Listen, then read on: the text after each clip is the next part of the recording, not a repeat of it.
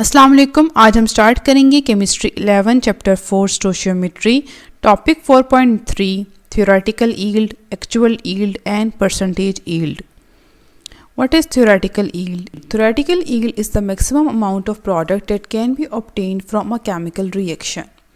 What is theoretical yield? Theoretical yield वो yield होती है जो हम सोचते हैं कि फॉर्म होगी जब रिएक्शन होगा वो मैक्सिमम अमाउंट ऑफ yield होगी।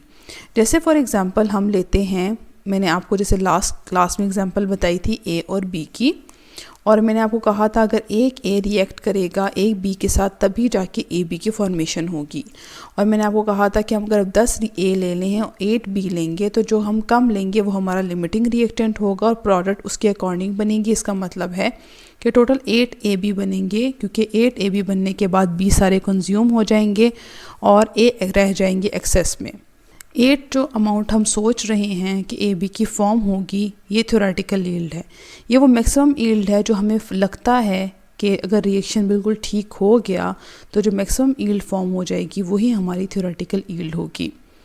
और ये हमें ये भी बताता है कि अगर हमारी इतनी ही यील्ड आती है जितनी हम लोगों ने मेजर की होती है तो इट मीन्स कि हमारा जो रिएक्शन है वो 100% एफिशिएंट है। एक्चुअल यील्ड क्या होती है? एक्चुअल यील्ड वो यील्ड होती है जो हम जब रिएक्शन एक्चुअली लैब में परफॉर्म करते हैं और लैब में परफॉर्मेंस के बाद जो हमें अमाउंट ऑफ प्रोडक्ट मिलती है वो हमारी एक्चुअल यील्ड होती है। और परसेंटेज यील्ड क्या होती है? वो एक्चुअल यील्ड को जब हम थ्योरेटिकल यील्ड से डिवाइड करते हैं और मल्टीप्लाई करते हैं विद 100 तो हमें परसेंटेज यील्ड मिलती है। रीज़न हम क्यों ये परसेंटेज यील्ड फाइंड करते हैं, क्योंकि जो एक्चुअल यील्ड होती है वो थ्योरेटिकल यील्ड से हमेशा कम होती है। मतलब जो थ्योरेटिकली हम फाइंड करते हैं कि जब ये रिएक्शन होगा तो इतनी अमाउंट ऑफ प्रोडक्ट बनेगी, जो एक्चुअली हम रिएक्शन को परफॉर्म करते हैं तो उतनी प्रोडक्ट नहीं बनती। रीज़न ये होती है कि रिएक्शन हमारा 100% हम ज़रूरी नहीं है कि ठीक हो, मे बी कंप्लीट रिएक्शन ना हो, या मे बी रिएक्शन जो है वो लॉस हो सकता है कुछ रिएक्टेंट्स का या प्रोडक्ट का ड्यूरिंग प्यूरिफिकेशन या हैंडलिंग के, या रिएक्शन जो है टोटली कंप्लीट ही ना हुआ हो, या कोई भी साइड रिएक्शन होने की वजह से एक्चुअल यील्ड वो ना हो जो हमने एज्यूम की थी। इसीलिए हम कहते हैं actual yield is always less than theoretical yield. Importance of percentage yield. अब परसेंटेज यील्ड हम इसलिए फाइंड करते हैं ताकि हमें ये पता लग सके कि हमारा रिएक्शन कितना एफिशिएंट था। मतलब अगर रिएक्शन की परसेंटेज यील्ड ज़्यादा होती है इट मीन्स कि हमारा रिएक्शन जो था वो सक्सेसफुल था और एक एफिशिएंट रिएक्शन था। लेकिन लो परसेंटेज यील्ड हमें ये बताती है कि हमें हमारी रिएक्शन में बहुत सारी एक्सपेरिमेंटल इश्यूज़ थे। पहला क्वेश्चन है example 4.12, calculate the percentage yield of ozone that could be produced by 10 gram of O2, actual yield is this. अब क्वेश्चन में एक्चुअल यील्ड ऑलरेडी गिवन है। अब फॉर्मूला हमें एक्चुअल यील्ड को डिवाइड करना है थ्योरेटिकल यील्ड से और फिर 100 से मल्टीप्लाई करना है। इट मीन्स के we need theoretical yield. Theoretical yield find करने के लिए हम सबसे पहले इक्वेशन बनाएंगे, और इक्वेशन हमें ये कह रहा है कि हमने ओजोन को प्रोड्यूस करना है फ्रॉम O2, यानी कि O3 प्रोड्यूस करना है। बैलेंस करने के लिए हम यहाँ पर 3 और यहाँ पर 2 लगा देते हैं। इट मीन्स कि 3O2 जो है वो 2O3 को प्रोड्यूस करता है। अब गिवन हमें है कि हम लोगों ने 10 ग्राम O2 का यूज़ किया है। अगर 10 ग्राम O2 है तो प्रोडक्ट कितनी प्रोड्यूस होगी अकॉर्डिंग टू। अब जब भी हमें कोई भी इक्वेशन में मैथ्स गिवन होता है तो मैंने आपको कहा है सबसे पहले आप मैथ्स को मोल में कन्वर्ट करो, और उसके लिए आप क्या करो, मैथ्स को उसके मोलर मैथ से डिवाइड कर दो, दैट इज़ 32। तो आंसर आपके पास आ जाएगा 0.3125। अब हम लोगों ने दोनों को देखना है कि दोनों को कंपेयर करना है कि किससे कितनी प्रोडक्ट बनेगी।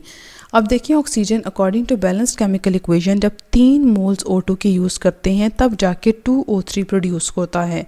इसका मतलब ये है कि अगर हम 1 यूज़ करेंगे तो 2/3 प्रोड्यूस होगा O3, लेकिन हमारे पास है कितने हैं 0.3125। तो इससे कितना प्रोडक्ट प्रोड्यूस होगा 2/3 इंटू 0.3125, और हमारे पास आंसर आ जाएगा 0.208। इसका मतलब ये है कि एक्चुअली अगर हम थ्योरेटिकली ये क्वेश्चन सॉल्व करें और थ्योरेटिकल यील्ड को देखें तो थ्योरेटिकल यील्ड जो है वो होगी वो 0.208 मोल्स होगी। हमें आंसर मैथ्स में गिवन है, एक्चुअल यील्ड हमें मैथ्स में गिवन होती है, इसलिए हम इसको मैथ्स में कन्वर्ट करेंगे। मैथ्स में कन्वर्ट करने के लिए हम मोल्स को मल्टीप्लाई करते हैं मोलर मास से, और ओजोन का मोलर मास होता है 48। तो मल्टीप्लाई करेंगे हमारे पास आंसर आ जाएगा 10 ग्राम। इसका मतलब है कि जो थ्योरेटिकल यील्ड है वो 10 ग्राम है। परसेंटेज यील्ड फाइंड करने के लिए एक्चुअल यील्ड जो है 1.05, उसको डिवाइड करेंगे थ्योरेटिकल यील्ड से जो 10 ग्राम है, और उसको मल्टीप्लाई कर देंगे 100 से, और परसेंटेज यील्ड हमारे पास आ जाएगी 10.5%। Next concept assessment exercise 4.6। Question number 1 है, determine the amount of ferric chloride produced by the reaction of KMnO4, 10 moles of FeCl2 and 22 moles of HCl। अब गिवन है हमारे पास कि 10 moles FeCl2 के हमने लिए और 22 moles हमने HCl के लिए, और हमने ये फाइंड करना है कि कितना FeCl3 प्रोड्यूस होगा। तो हमने पहले लिमिटिंग रिएक्टेंट देखना है, और लिमिटिंग रिएक्टेंट के बाद ही हम बता सकते हैं कि कितना जो है प्रोडक्ट की फॉर्मेशन हुई होगी। पहले हम FeCl2 को चेक करेंगे, कंपेयर करेंगे with product FeCl3, and then हम HCl के साथ इन दोनों की रेशो लेंगे। तो according to balanced chemical equation 5 FeCl2 जो हैं वो 5 ही FeCl3 प्रोड्यूस करते हैं। तो अगर 1 है तो 1 5/5, और अगर 10 है तो 10 5/5 इंटू 10, मतलब के 10 मोल्स ही प्रोड्यूस करेंगे। इसी तरह HCl को अगर हम देखें तो 8 HCl according to balanced chemical equation 5 FeCl3 produce करता है। इट मीन्स कि 1 5/8 प्रोड्यूस करेगा, और क्वेश्चन में 22 मोल्स हैं, इसका मतलब कि 22 मोल्स 5/8 इंटू 22 प्रोडक्ट प्रोड्यूस करेंगे, और वो मोल्स कितने बनते हैं 13.75। अब देखें तो सबसे कम प्रोडक्ट जो है FeCl2 प्रोड्यूस कर रहा है, इसका मतलब ये है कि वही हमारा लिमिटिंग रिएक्टेंट है, और उसकी जो प्रोडक्ट की अमाउंट होगी वही एक्चुअल प्रोडक्ट की अमाउंट होगी, जो आ रही है 10 मोल्स।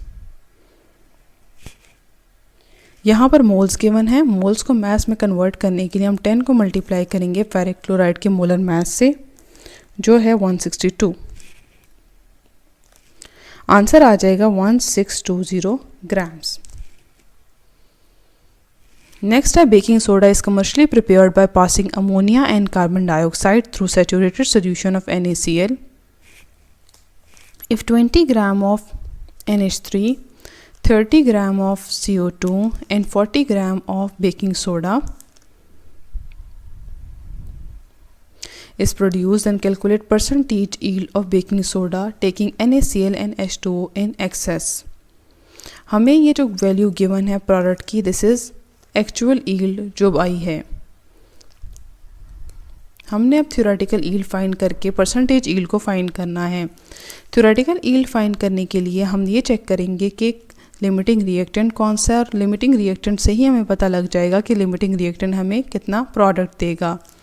उसके लिए जो मैसेज गिवन है हम उनको पहले मोल्स में कन्वर्ट करेंगे, और उनको मोल्स में कन्वर्ट करने के लिए हम मैसेज को मोलर मास से डिवाइड करते हैं। तो 20/17, और यहाँ पर हम करेंगे 30 by molar mass of CO2 that is 44।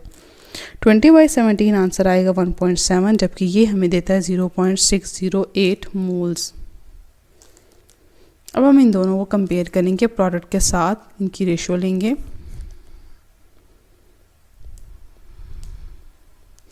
NaCl according to balance chemical equation, एक NaCl ही एक बेकिंग सोडा NaHCO3 प्रोड्यूस करता है 1 मोल।